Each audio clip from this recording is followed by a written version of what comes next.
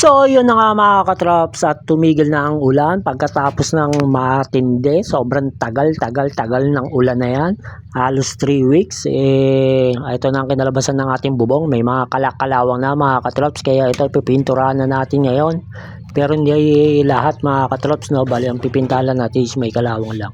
Lalo na yung pinaka-alulod ko, ayan, medyo nabulok na talaga yung alulod. At yan, nakikita nyo mga katrops is meron ako dyan extension sa aking brush. Kasi kung nakikita nyo yung bubong ko is hindi pantay, kaya ayun, medyo mahirap dukutin ng brush, kaya may extension tayo. Kasi yung bubong na yan mga katrops is ako lang nagawa. Sobrang hilig kasi natin talaga mag DIY mga katrops, at medyo nakakatuwa rin naman mga katrops kapag gumawa ka ng ganyan na hindi mo naman talaga trabaho, tapos nagawa mo siya kahit hindi pulidong pulido, nakakatuwa na rin, no? Ang ano na rin sa pakiramdam mga katrops, ang ginawa na nagawa mo yung bagay na hindi mo naman dati ginagawa. So kahit hindi siya perfecto na perfect yung pagkakagawa mo, kahit medyo palyado ng konti, okay na, nakakatuwa rin naman. Kaya nakakawili rin talaga mag DIY mga katrops, no? Lalo't kung may time ka lang din naman, hanap ka lang din ng idea kung paano siya gawin, tapos ayan na. So ngayon nga, ayan, pintura tayo mga katrops, no? Ayan, kung nakikita nyo yung bubong ko, ayan, hindi siya pantay, kaya ang hirap dukutin ng pinakalulod, kasi yung alulod lang medyo masama medyo naano na talaga, kinalawang na. Dito naman sa ibabaw, it's medyo may part lang na kinalawang at hindi naman totally lahat. Kaya ayan, i-maintain lang talaga natin to. Mahirap dito sa lugar namin mga katrops, meron siguro talagang ganitong lugar na ano, no? Ang bilis mga lawang ng yero. Hindi man kami malapit sa dagat, sobrang layo namin sa dagat, pero ang bilis mga lawang ng mga yero dito. Kasi yung pinaka ano ko naman, yung pinabaksakan nito na galing doon sa kabilang bubong is hindi naman siya kalawang. But pagdating dito sa mababang bubong na to, kalawang na kalawang.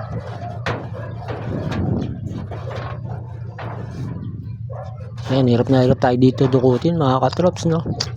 Talaga pag ikaw lang gawa medyo pumalpa, kaya ikaw rin magdedusa pag pipinturahan mo na oh. Gagawa ka na lang din ng paraan para madukot mo siya. Pero okay lang naman, no, mga katrops, oh. Tignan nyo naman, napakinabangan ko naman yung bubong ko, yung nagawa ko mga katrops, diba?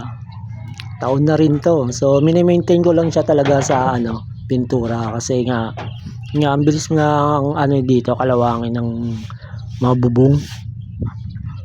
So, lalo na pag alulod, siguro maganda talaga sa alulod stainless kasi hindi yung kapitbahay ko dito, dalawa na yung stainless ng kapitbahay ko na ano dito, alulod yayamanin to mga to Gaano ba kakamahal yung ano, stainless na ganyan na alulod? Para wala nang ano, pang matagalan na. Baka gukti na tayo stainless pa rin yan, alulod pa rin yan pag stainless hindi tulad ng ano lang, yung nabibili na ordinary, kahit pinturahan mo ng pinturahan, pinakain pa rin talaga siya ng kalawang. Ninipis na kasi ng mga yero ngayon lumalabas, pero alam ko may makakapal din naman no? Kaso depende sa presyo din pag wala ka rin budget, magtsatsaga ka rin sa maninipis Tsatsaga mo na lang din i-maintain sa pintura para kahit pa paano tumagal din siya. Yung nasa likuran ko mga katrops, no, yan sa may likuran ko, wala pa kasi nakatira dyan, so kapapalit lang din niya ng ano, ng yero. So dati ang yero niya is yung old school na alon-alon. So ngayon nagpalit na rin siya ng long span kasi nga ano, kalawang na. So ang kahirapan din kasi wala nagme-maintain. Kasi wala pa nakatira dyan. So bali ang ginagawa nila dyan is pabisita-bisita lang. Kaya ayun, palit na siya ng bubong. Hindi ko lang alam kung alulod niyan, kung okay pa. Kasi sa akin, alanganin para magpapalit na talaga ako. Nagtapal na ako ng Bulkasil. Yung ibang parties may butas na. Bilis din talaga mga lawang, no? Mahirap din dito May mga bata rin kasi tapon ng basura. At syempre tayo, ganyan din tayo tapon din natin sa gilid. Basura natin.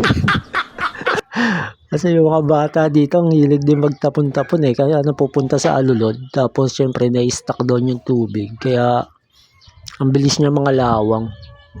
Kasi mas mataas yung bahay dito sa kabila Kaya siguro Mga bata pagkakaano lang sa bintana, tapon ng tapon kung ano-ano yung buwabaksak dito sa bubong ko eh. Tapos pupunta sa alulod at nag-i-stack up yung tubig diyan. So may tinitigilan yung tubig kaya ang bilis din mabulok. So yan, pali tayo ng mga katrops, no? Kasi hindi kasi eh. Nahihirapan pa rin ako isuksok lalo na doon sa dulo, masyadong dikit-dikit na. Hindi talaga pantay yung yero ko. Hindi ko alam kung paano nangyari to eh. Talaga mahirap pag first timer. Pero siguro kung iulitin ko, makukuha ko na diskarte dito mga katrops na. Kasi first time ko lang talaga gumawa nito. Yung sa likuran ko, yung sa harap ko okay na eh. Ako rin naggawa noon. Medyo pulido na siya. So yung mga katrops, bali, tumigil na nga tayo. Medyo mainit na, nakayapak pa tayo mga katrops. Ang init na sa yero. At naisip ko rin na mahal ang sabon. Kaya yan, medyo maingitim tayo. Kaya bye-bye na.